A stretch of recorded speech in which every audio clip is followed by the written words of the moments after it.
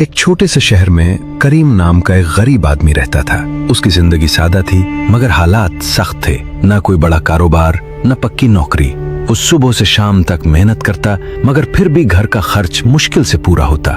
कई दिन ऐसे भी आते जब घर में खाने को कुछ न होता और बच्चों की भूख उसके दिल को चीर देती थी।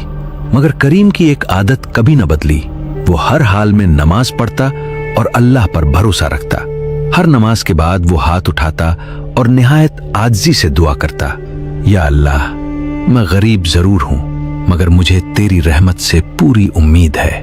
वक्त गुजरता रहा मगर एक दिन हालात हद से ज्यादा खराब हो गए। घर में एक दाना तक न था। उसके छोटे बच्चे भूख से रो रहे थे। उनकी कमजोर आवाजें उसके दिल पर बोझ बन रही थीं।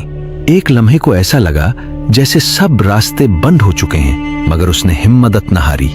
वो उठा, वुजू किया और सुकून से नमाज अदा की।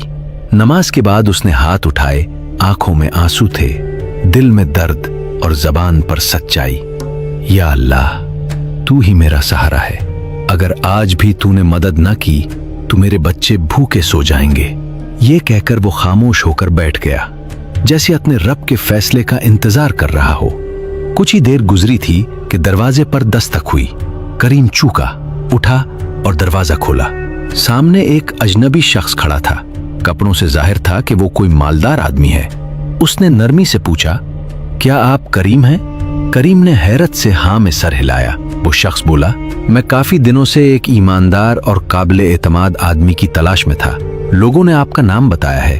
अगर आप चाहें तो मेरे कारोबार में काम कर सकते हैं। मैं आपको अच्छी तनख्वाह दूंगा। ये सुनकर करीम की आंखों में आंसू आ गए। उसे फौरन समझ आ गया ये उसकी दुआ का जवाब है। उसने दिल ही दिल में अल्लाह का शुक्र अदा किया और उस पेशकश को कबूल कर लिया। चंद ही महीनों में उसकी जिंदगी बदलने लगी। घर में रिस्क आया, बच्चों के चेहरों पर खुशी लूट आई और दिल में सुकून बस गया। मगर एक चीज अब भी वैसी ही रही, उसकी दुआ। अब वो हर नमाज के बाद हाथ उठाकर शुक्र अदा करता था। ये वाकया हमें खामोशी से एक बड़ी बात सिखाता है कि जब इंसान हर तरफ से मायूस हो जाए मगर फिर भी अल्लाह पर यकीन कायम रखे तो मदद वहां से आती है जहां से गुमान भी नहीं होता। बस शर्त एक है, सब्र और सच्चा भरोसा।